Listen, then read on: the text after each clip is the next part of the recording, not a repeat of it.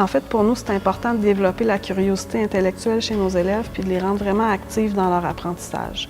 Donc, on sait que nos enseignants sont hyper performants, c'est des bons enseignants, mais on cherchait des outils qui allaient pouvoir venir les appuyer pour faire en sorte vraiment que l'élève soit au centre de son apprentissage, puisse prendre des risques, puisse faire des choix, puis qu'il puisse évoluer à travers le processus d'apprentissage. Mais quand on a commencé vraiment à utiliser les applications pour les aider à apprendre, c'est vraiment qu'elles ont vu l'utilité de pouvoir vraiment manipuler en 3 dimensions les schémas qu'elles ont normalement en 2D seulement dans leur cahier. Dans le fond, moi, ce que je trouve que ça a l'air vraiment réel parce qu'on peut prendre, on peut l'avancer, on peut le reculer, on peut le tourner, on peut voir sous tous les angles. Fait que ça rajoute un côté vraiment réel que dans un cahier, admettons, on n'a pas.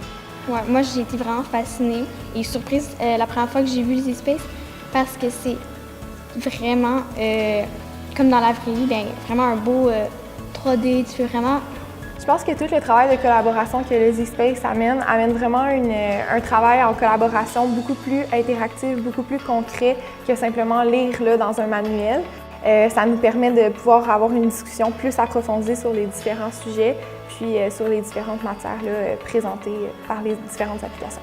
Ça apporte des opportunités qu'on n'a pas en classe normalement, qu'on ne retrouve pas non plus sur Internet.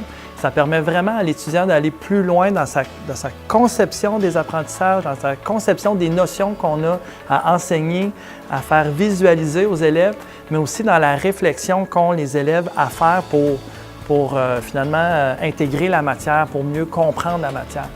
L'enseignant, je pense, il sert davantage en soutien qu'à leur montrer des choses parce que le but, je pense, ultimement, du Z-Space, c'est de leur faire découvrir les choses. C'est ça que je pense que les élèves apprennent beaucoup mieux quand ils peuvent découvrir par elles-mêmes que quand nous, on leur dit. Donc, il y a des choses que c'est plus facile, elles vont le découvrir, vont voir que ça ne marche pas, peuvent recommencer. Donc, premièrement, le Z-Space permet ça aussi, on peut recommencer quelque chose qui s'est brisé. Par exemple, on fait brûler une ampoule, bien, c'est pas grave, on la change, on recommence. Je pense vraiment que le Z-Space change totalement toutes les possibilités en éducation. Juste la façon dont on peut apprendre, le voir concrètement, le travail d'équipe que ça implique aussi. Donc, je trouve que c'est vraiment intéressant puis que toutes les écoles devraient pouvoir au moins l'utiliser puis voir tout le potentiel que cette technologie-là a à offrir dans le milieu de l'éducation. Donc, pour moi, je suggérerais vraiment le Z-Space à tous les professeurs du Canada parce que c'est vraiment une nouvelle technologie qui est vraiment avantageuse pour les élèves. Ça leur permet vraiment plus de comprendre la matière. En fait, si j'avais à convaincre d'autres directions là, d'enclencher le processus pour la réalité virtuelle et augmentée, je le ferais sans hésiter. En fait, ça place l'élève au cœur de son apprentissage, ça lui permet de prendre des décisions, ça lui permet de pouvoir pousser ses connaissances à un autre niveau. Ça permet à l'enseignant d'interagir avec ses élèves, même si l'élève est en lien avec la technologie Z-Space.